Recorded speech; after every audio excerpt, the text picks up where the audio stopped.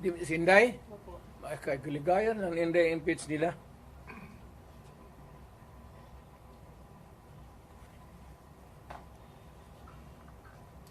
Total, malayo pa man yung 2028. Di magpasyal sa mga sa proseso.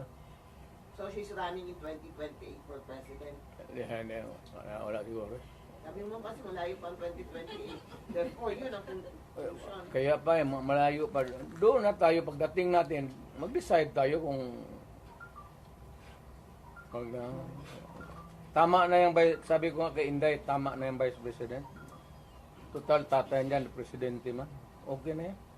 Mr. President, have you ever, there were reports that there were threats sa buhay ni Inday before sa mga, among his guards, and then, did she ever confer with you or talk to you